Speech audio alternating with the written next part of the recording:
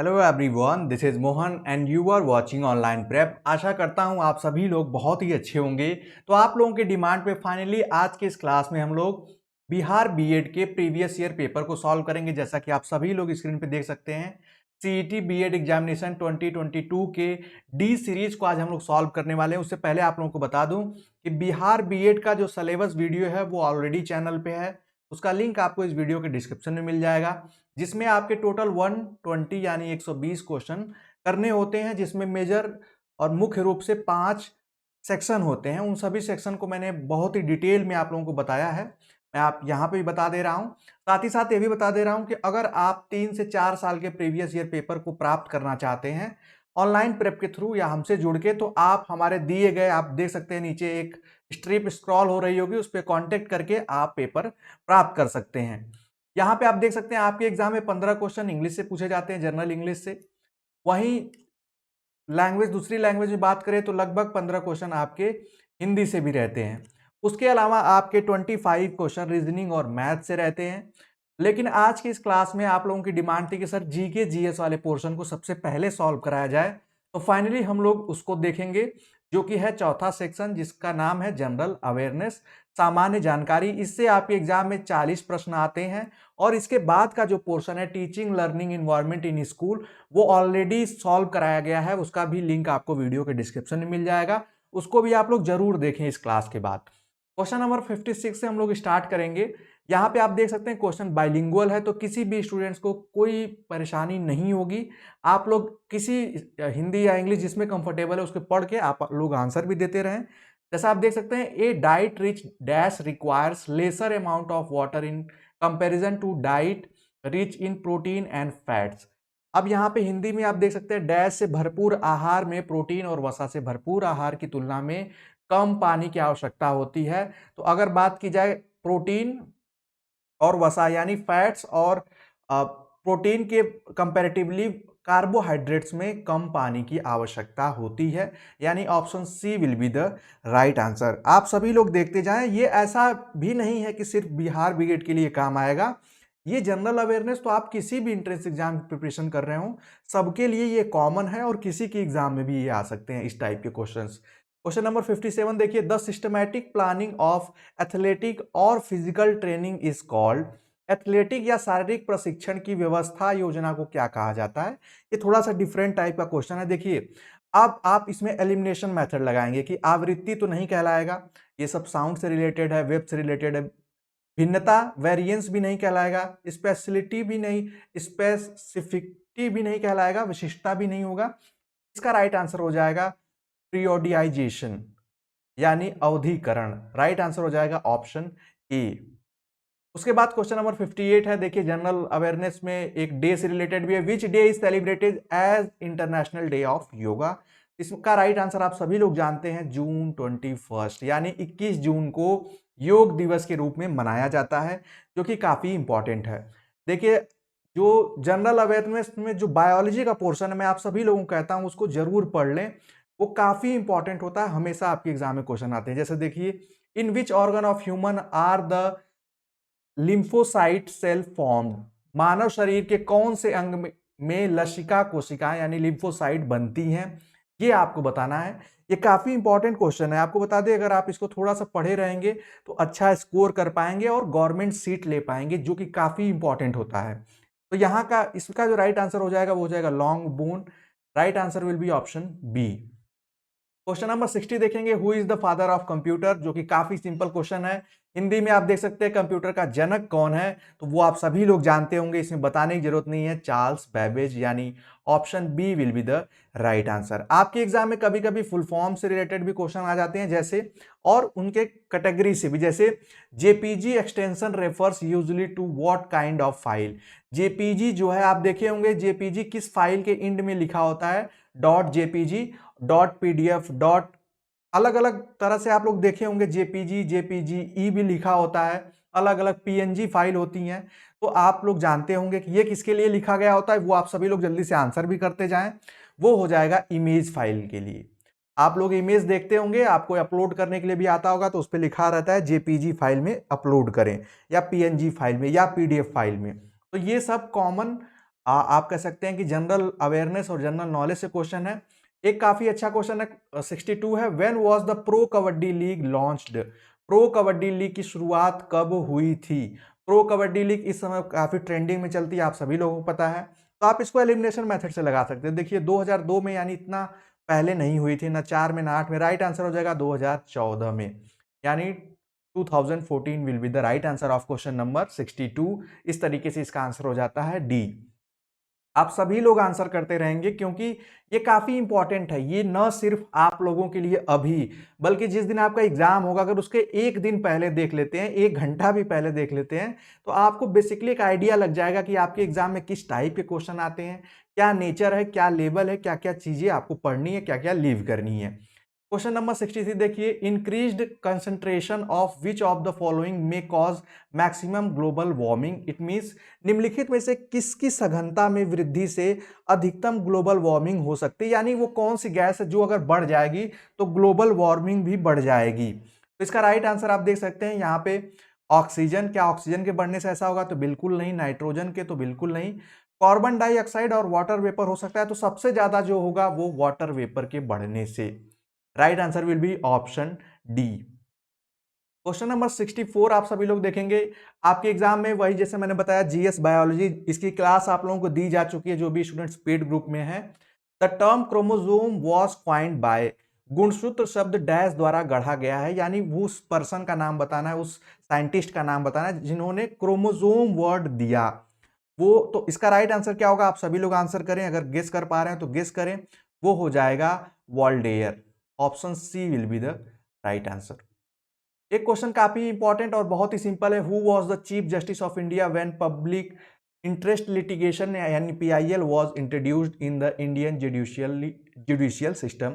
Indian judicial system में जब PIL लाया गया तो इसीलिए इनको फादर ऑफ पीआईएल भी कहा जाता है इन इंडिया। वो है पीएन भगवती। आप ऐसे भी याद रख सकते हैं, पी से पीआईएल स्टार्ट होता है, पी से पीएन भगवती। एग्जाम में कभी कभी सिर्फ भगवती लिखा होता है, जस्टिस भगवती, तो यही राइट आंसर क्या हो जाएगा? Option D. और ये कंसेप्ट कहां से लिया गया है? तो यूएसए से लिया गया है पीआईएल का कंसेप्ट। ठीक है। क्वेश्चन नंबर 66 है, ये काफी सिंपल है, who was the speaker of first Lok Sabha? प्रथम लोकसभा के अध्यक्ष कौन थे? तो वो आप सभी लोग जानते होंगे, और वो है जीवी मावलंकर जी। आपको बता दें, ये संविधान सभा के जो आप कह सकते हैं सभाएं थी, उसके आयोजन के भी अध्यक्ष, मतलब उसके कमेटी के जो वर्किंग कमेटी थी उसके अध्यक्ष भी थे ये। एग्जाम में एक बार ऐसे भी क्वेश्चन आया है। 67 देख लीजिए, a very big refugee camp called Dadaab is located in. Dadaab नामक एक बहुत बड़ा शरणार्थी शिविर जो समाचारों में था, वो कहाँ स्थित है? तो आपको बता दें, एग्जाम में देखिए कितने अलग तरीका के क्वेश्चन ये देखा गया है। वो है केन्या में। ददाब जो रेफ्यूजी कैंप है वो केन्या में सिचुएटेड है। एग्जाम में ऐसे भी आपके क्वेश्चन पूछे जाते हैं, इसलिए प्रैक्टिस सेट काफी इंपॉर्टेंट है। आप कितना हूं प्रिपरेशन कर लें, अगर आप सभी स्टूडेंट्स को मैं सजेस्ट करना चाहूंगा, अगर आप प्रैक्टिस सेट चाहे किसी भी चैनल से, चाहे किसी भी मीडियम से, अगर आप प्रैक्टिस सेट सॉल्व नहीं करते हैं तो इसका मतलब है कि आप अपनी प्रिपरेशन को सिर्फ 50 to 60% ही कर पा रहे हैं।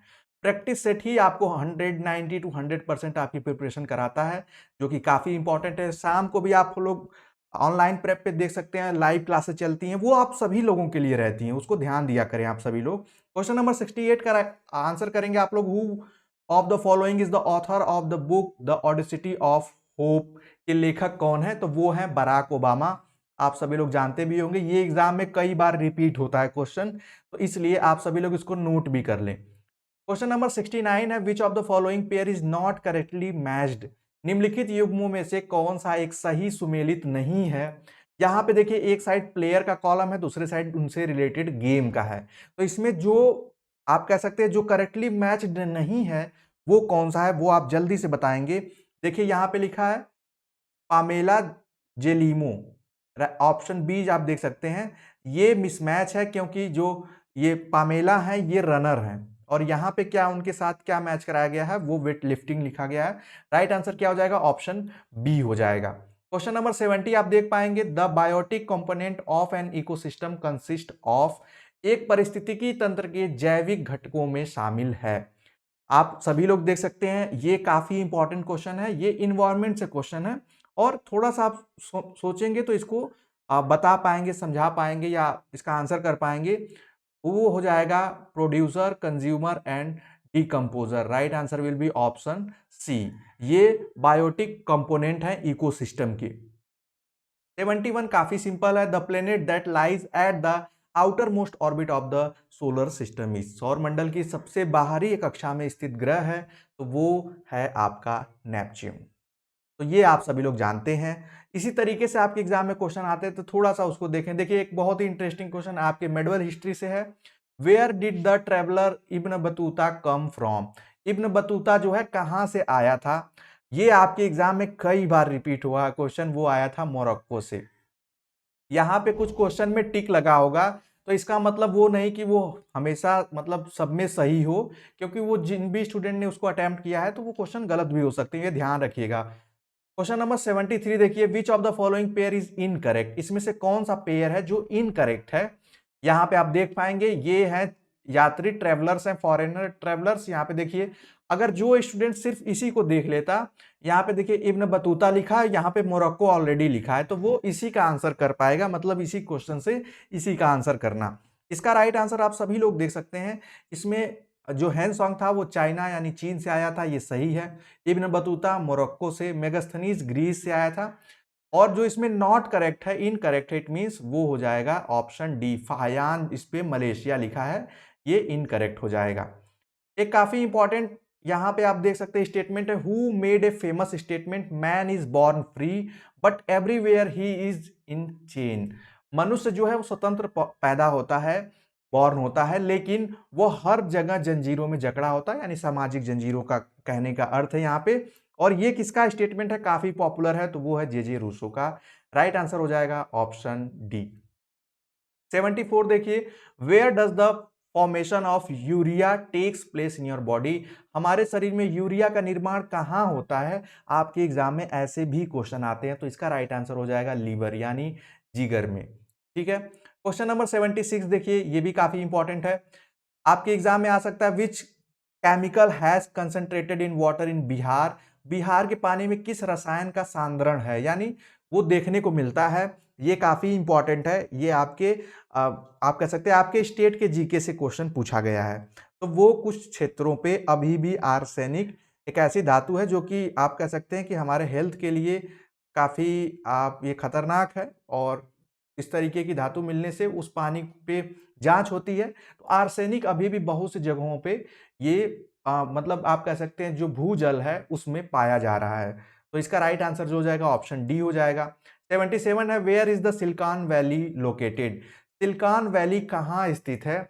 ये आपके एग्जाम में हमेशा तो नहीं पूछता, लेकिन इंडियन की सिलिकॉन वैली बेंगलुरु को आप जानते भी होंगे, लेकिन एक्चुअल में सिलिकॉन वैली कहाँ है? तो वो है नियर सैन फ्रांसिस्को, जो कि यूएसए में है, जैसा कि आप सभी लोग जानते हैं। क्वेश्चन नंबर 78 देखेंगे, what is the cultivation of grapes called?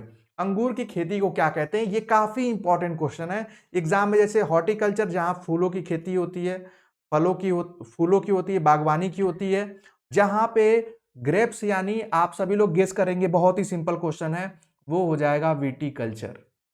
अंगूर की खेती को विटीकल्चर कहते हैं, ऑप्शन बी, ये आप लोगों को पढ़ाया गया है।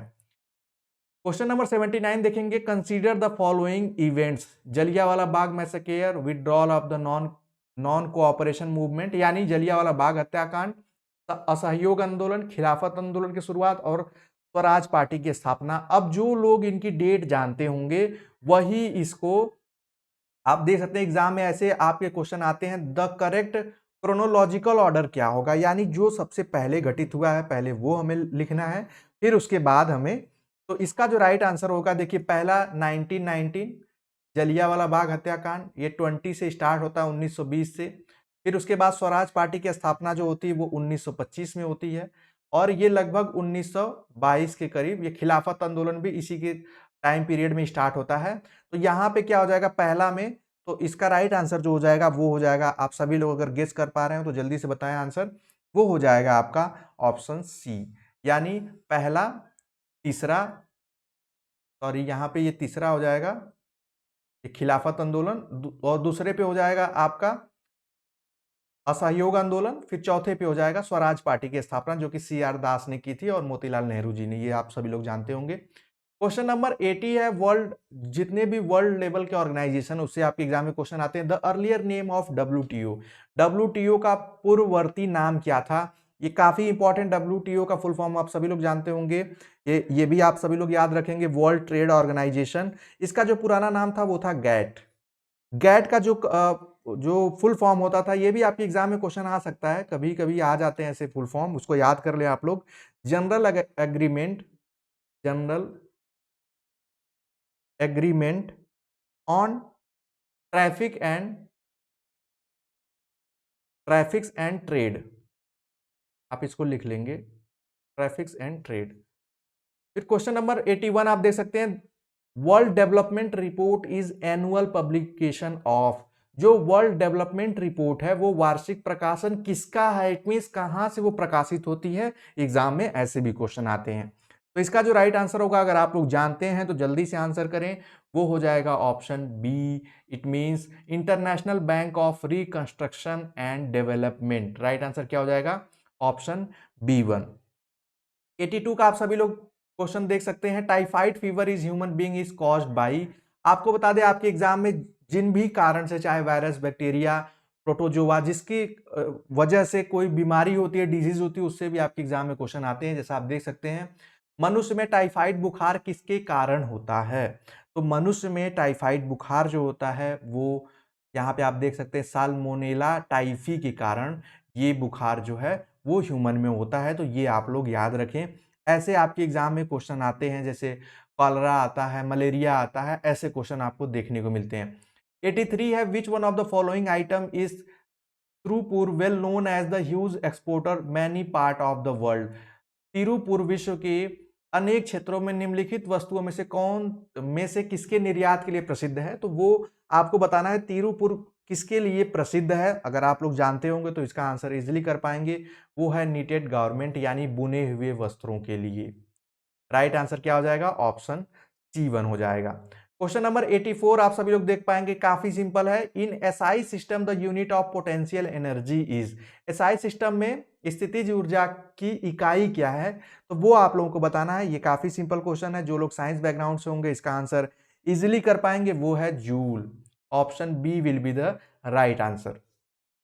उसके बाद आप देख पाएंगे एलपीजी है, what are the main constituent of LPG, यानी एलपीजी गैस के मुख्य घटक कौन से हैं? ये एग्जाम में कई बार पूछा हुआ क्वेश्चन है, इसलिए आप सभी लोग इसका आंसर राइट करेंगे, गलत नहीं करेंगे। इसका राइट आंसर क्या होगा? वो हो जाएगा मिथेन, ब्यूटेन और प्रोपेन।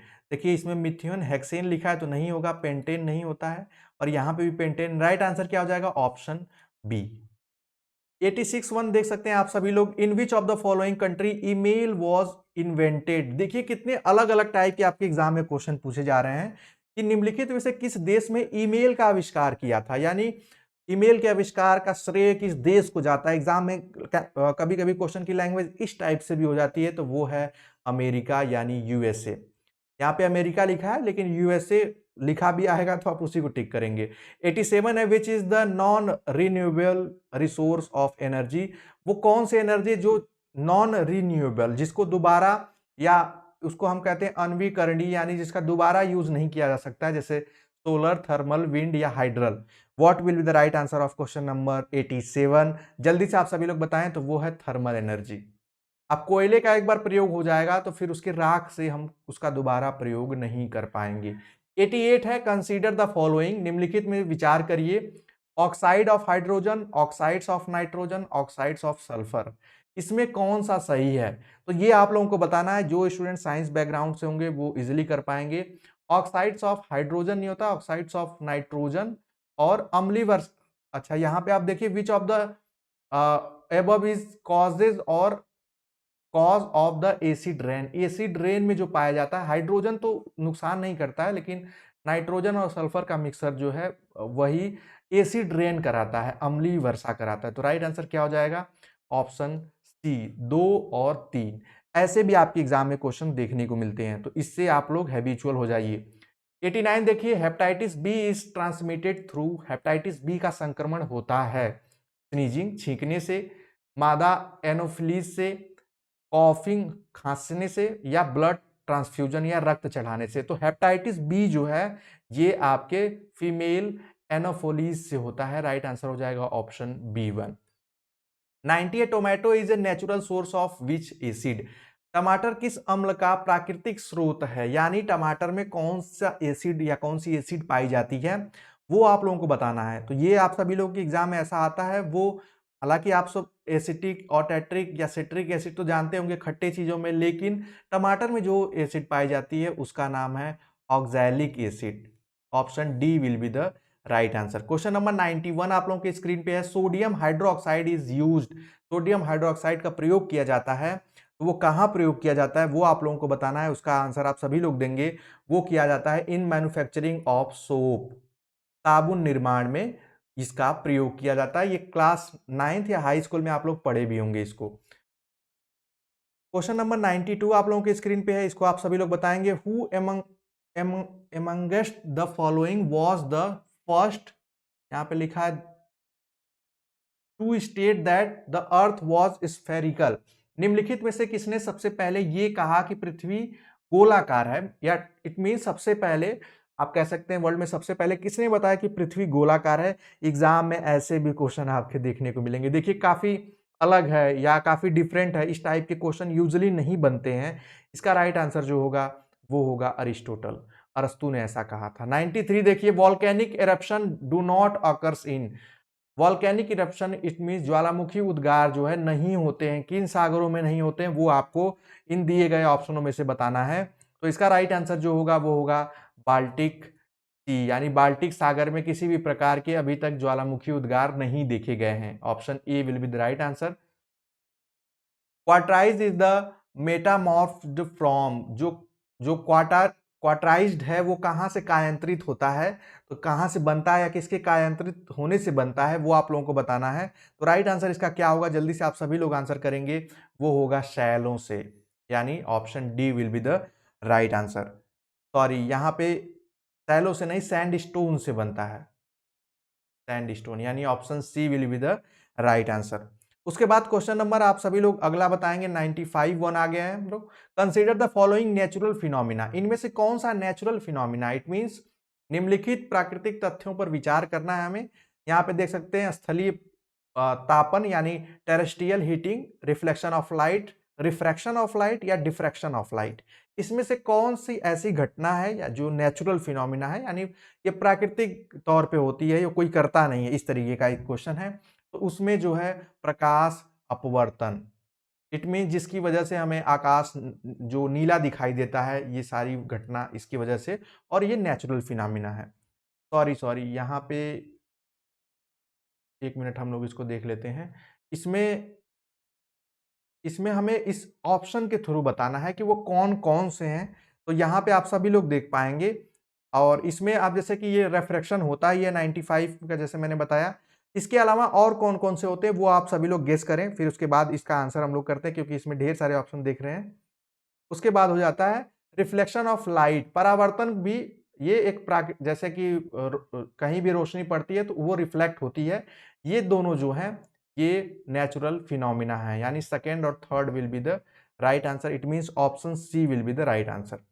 इस क्लास में हम लोगों ने टीचिंग एप्टीट्यूड की क्लास भी जल्द ही आप लोगों को मिल जाएगी। इस क्लास में हम लोगों ने बेसिकली 40 जो इंपॉर्टेंट यानी 40 जीके जीएस के इंपॉर्टेंट प्रश्न थे उनको देखा। आई होप आप सभी लोगों को समझ में आए होंगे। आप लोग अपनी तैयारी इन्हीं क्वेश्चंस के अकॉर्डिंग करेंगे तभी आप अच्छा मार्क्स ला पाएंगे, और उसके लिए जरूरी है कि आप लोगों को प्रीवियस ईयर पेपर मिल जाए। तो प्रीवियस ईयर पेपर के लिए आप हमारे दिए गए कॉन्टेक्ट नंबर पे कॉन्टेक्ट करके, आप व्हाट्सएप करके, एक मिनिमम फी में आप लोगों को विद आंसर की भी अगर अवेलेबल हो जाती है तो आपको करा दिया जाएगा, जिससे आप अपनी कंप्लीट प्रिपरेशन कर पाएंगे। आई होप आज की इस क्लास में आप लोगों ने जीके जीएस के क्वेश्चन को अच्छे से समझा होगा। अगले और भी अगर चाहते हैं और पोर्शन के सॉल्यूशन को तो जल्द ही कमेंट करेंगे। अगर कमेंट आते हैं तो हम लोग हिंदी, इंग्लिश और जो उसमें लॉजिकल रीजनिंग है उसके भी क्वेश्चन को हम लोग जल्द ही लाएंगे। तो आज के लिए सिर्फ इतना ही, मिलते हैं नेक्स्ट क्लास में। तब तक के लिए bye bye, take care and keep watching.